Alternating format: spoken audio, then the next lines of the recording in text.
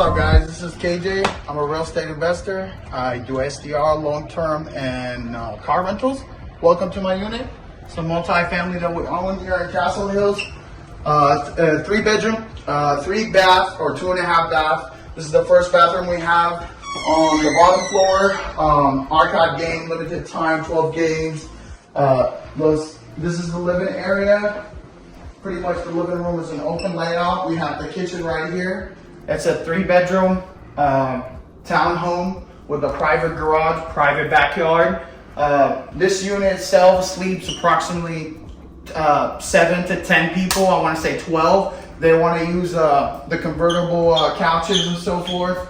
Let me show you guys the kitchen. This is the kitchen. Stainless steel appliances. From an experience, I found out that this is a must. People like a full fridge, stainless steel, easy to clean, to work with. It looks nice in the picture. This is the full laundry unit here. Laundry unit, all the supplies. We try to have everything fully stocked. This is the garage, a full garage, private garage, with a remote control. So a lot of people like to park their car in the garage, and a lot of people got expensive cars and they just don't trust anybody. The cool thing about this unit, it has a very large driveway and a garage, so it's definitely a plus for big families. Because that's what I've noticed, this is what people are looking for. Basically, people look for value. Right now, a lot of people travel in groups to save money, one car. So the same thing that we do with our car, because we rent cars as well. Right now I have about 6 cars on Turo. Is people try to book one car and everybody jump in the car, share the cost and spread it, make the vacation cheaper. Same thing with houses. People rent, 2 different families, rent one house like this that can sleep everybody. Everybody park their car here. We have a private backyard here, which is definitely a huge plus for people. Let me show you guys. This is something that I actually started doing about a year ago. I was very skeptical about, but it's basically an outdoor hot tub that we have.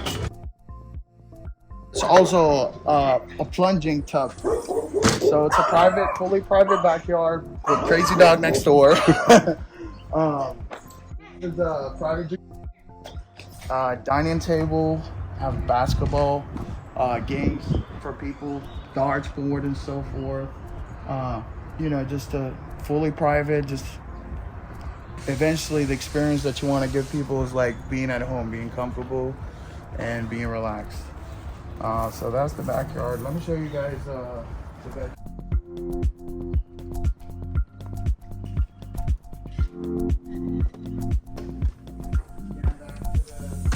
Living room, people like open layout. So this is what I like to do right now. We used to have small units, Airbnb, we got rid of them. So now we're trying to stick to like single families and townhomes that's kind of somewhat spacious. Seems like that's what people prefer now these days. Oops. So this is the upstairs, first bedroom, queen bed. I try not to have anything smaller than queen, unless the room doesn't help, the space doesn't help. This little thing, I told a lot of my friends about those little amenities boxes. People appreciate that, basically the soap, body soap, shampoo and so forth, face towels, body towels and so forth, everything. 4K TV, smart TV, Netflix, HBO, premium channels. This is the bathroom, all tiles. That's what I like. This is what people love. People literally would rent a place just to come here and soak in the tub and have a glass of wine or whatever, a family getaway or romantic, couple. They love this kind of stuff. So this is definitely a big plus.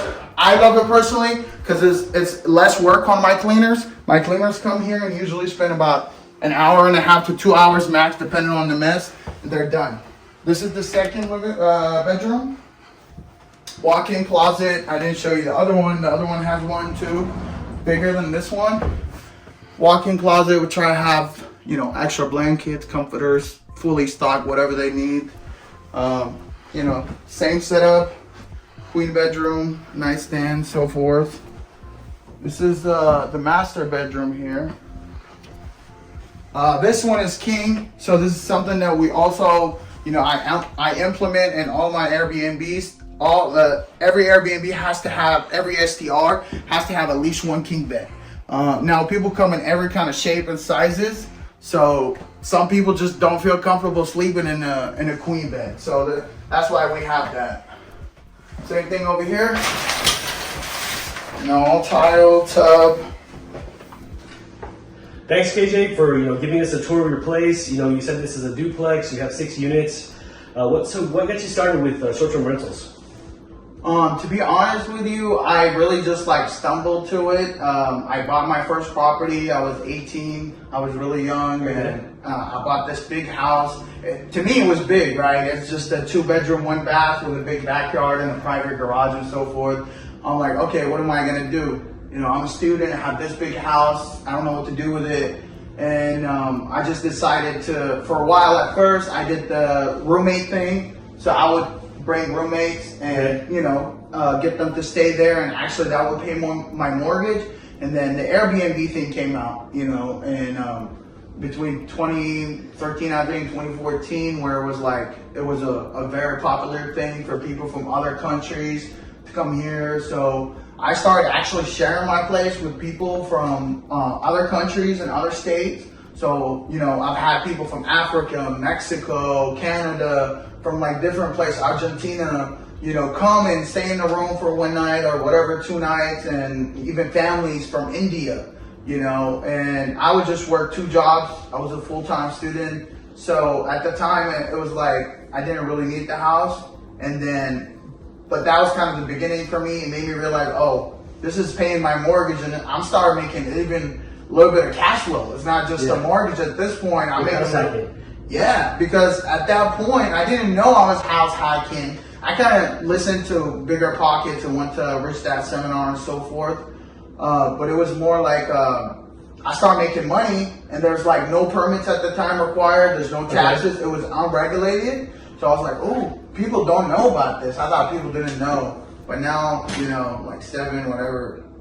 years later, even more, we're still doing it, but I'm trying to do it right now at a bigger scale. Yeah. And you don't like the arbitrage method?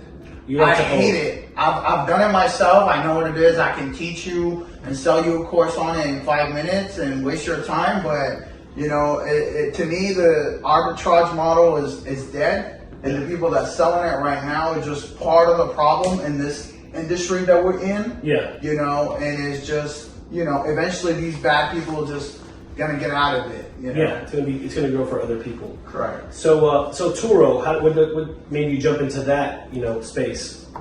So Turo, to be honest with you, I didn't really know anything about it, and I'm a traveler, so me and my partner, we're always traveling. Okay. We always going to places, and it just, one time we arrived, I think it was in Vegas, either Vegas or California or Florida, I don't remember. And we got to the airport very late, and we were like, okay, shoot, we have to take a shuttle to Enterprise, and the weather was very bad. So there was a crazy line too. So I don't know who, but somebody at the airport or my partner remember seeing an ad for Turo. So she actually rented a car in Vegas, and then that car took me to my Airbnb. Says, I can do this. Yeah, so it just clicked at me. I'm like, okay, there's something missing. Because I was on vacation, and then my Airbnb is kind of automated. My cleaners are over here taking care of the stuff. I was like, I can get this automated too. Yeah. So as soon as I came back, we listed our first car and kind of never looked back. How many cars do you have right now? Right now on the platform, 5. Okay. So we've reached up to 7. Like I told you, the crazy incident, it's a whole nother video. It's like a nice $30,000 Toyota got stolen. That was kind of, It happens. Things happen. Exactly. That's kind of part of the learning curve. It's kind of taught me a lot about the business and not being naive with the people, not be too nice, and make sure you have double trackers and so forth. But it happens, yeah. So that happened, and we've got people that actually, running with my Kia over unfinished bridge. And then my Kia is just gonna get out of the shop tomorrow, Yeah. So we've got these crazy stories that I gotta deal with all the time. So how do you incorporate Turo with your Airbnb? So you reach out and say, hey, this is a link if you need to have a car available, you need one, you're coming out of town. Yeah, to be honest with you, I used to do that, but I don't want to advertise that method at all. And the reason being is because if you do something like this, basically it's illegal to Airbnb. Airbnb can kick you off the platform. Okay. So you basically, even if you notice, if you've been doing Airbnb for a while, you notice every time you try to send somebody a link that's other than Airbnb or something like that, they'll flag it and they won't let you send it. So, I've done it. Verbo's Airbnb wouldn't let you send the link. Like you can send the message, it'll hide the link. It'll automatically, the algorithm pick it up and they'll cancel it. Verbo's easier. You can send it on Verbo, but again, it's a waste of time. What I do personally, and we have it in our descriptions, so it's in there for our people to know. It's in our welcome letter as well. So when people book, they know, hey, we're trying to be your one-stop shop. We don't just offer, short-term or vacation homes, but we also can offer your car rental. So what I try to do is like sell the value add to these people. Yeah. Because you got these people spend a lot of money. They're coming out of town, they're gonna spend some money. Yeah, and then you imagine like let's say you coming out of town, you go to your Airbnb, you don't have to bother dealing with any car company. You just go straight to your Airbnb, and then there's a car that's parked for you, and it's ready, it's clean, full tank of gas, you're ready to go. That's awesome. So what do you say, like in the next 5 years, where do you think Airbnb, these short-term rentals are gonna go? Like, what do you see the future in? You going to continue to grow? Do you think there's going to be more regulation? So Airbnb in general, I don't think it's ever going to stop. I think it's going to grow like crazy. What's happening right now, so anybody that's trying to start Airbnb, I would say don't waste your time. It's not a good time to start an Airbnb right now. It's not profitable. For people like us that's been in the space for a while, or right now we're just right in the storm.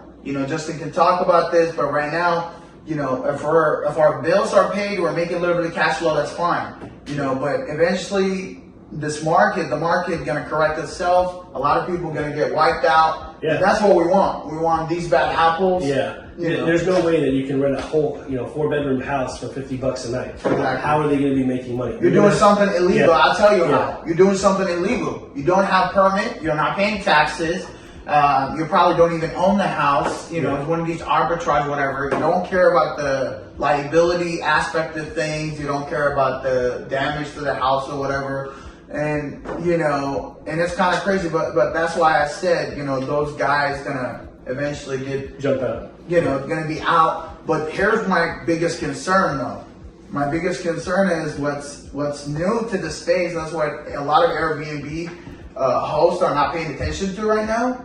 Like hotels, Hiltons, and so forth are jumping in the space. Exactly. And then now they're offering villages. Yeah. Of those townhomes with many amenities. So that kind of scares me, obviously, because we do this. That's it. Yeah. What is your biggest regret in real estate or in business that you think you had that you can share to somebody? My biggest regret is probably not thinking bigger. See what I'm saying? Yeah. I bought this place and I could have probably bought like 12 units or 14 units. Yeah. But I decided to buy this place. Yeah. Which is cool. I don't regret it. I bought it zero money. It was 1031. So I paid nothing out of pocket, literally nothing. I got paid at closing. And, but I could have staged my money, put it in a bigger property that could have probably cash flowed more with more maintenance. Yes. But this is a new build. So as far as maintenance, I don't have to worry about a lot of things here. Well, awesome. Thank you for inviting us out here to San Antonio. Giving us the opportunity to interview and touring out your units. Hopefully we can have some pictures of your cars and stuff like that, and we'll show in the video. So thank you so much, guys. Absolutely. Thanks a lot. You guys have a good one. Bye.